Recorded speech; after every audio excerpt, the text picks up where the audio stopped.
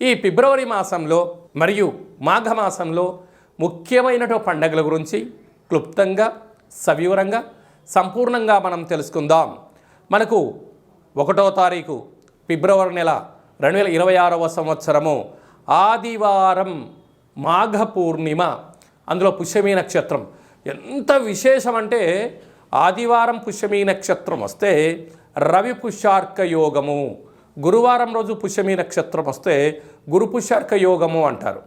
కనుక ఆదివారం రోజు పుష్యమీ నక్షత్రం రావడం వలన మాఘస్నానము అంటే సముద్ర స్నానము, శ్రీ రమా సహిత సత్యనారాయణ స్వామి వ్రతము, గృహంలో ఆధ్యాత్మికమైన కార్యక్రమాలు చేసుకోవడం, శక్తి కలిత అభిషేకం చేసుకోవడం యోగదాయకం.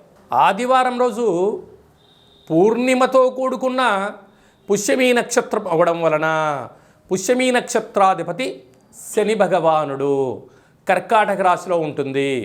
ఆదివారం రోజు రావడం వల్ల అర్కము అనగా తెల్ల జిల్లేడు వృక్షము, అనగా భూమిలో నుంచి ఆ యొక్క తెల్ల జిల్లెడి యొక్క వేరును పెకిలిస్తే బయటికి వచ్చేటువంటి భగవంతుడు స్వరూపమే శ్వేతార్క గణపతి అంటారు.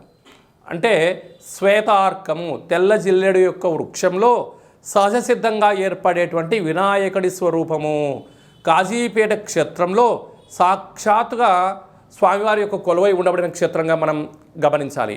స్వామివారిని స్మరించిన ధ్యానించిన ఆ శ్వేతార్క గణపతిని తీసుకొని వచ్చి శుభ్రంగా కడిగి, అంటే మట్టిలో భూమిలో ఉంటుంది కనుక సింధూరం పూసి ఒక లక్ష్మీ గణపతి హోమం చేసుకొని గృహంలో పూజా మందిరంలో ఉంచుకున్నట్లయితే మనకు రాబోయే 7 తరాల వారికి విద్య, ఉద్యోగ, రాజకీయ క్షేత్రాల యందు తిరుగు ఉండదు అని చెప్పి గమనించాలి. ఎందుకనగా కలియుగ కాలంలో పరిపాలన అంటే ఒక ఇంద్రుడులాగా పరిపాలించాలన్నా, కుబేరుడులాగా ధనానికి ఐశ్వర్యవంతులు కావాలన్నా,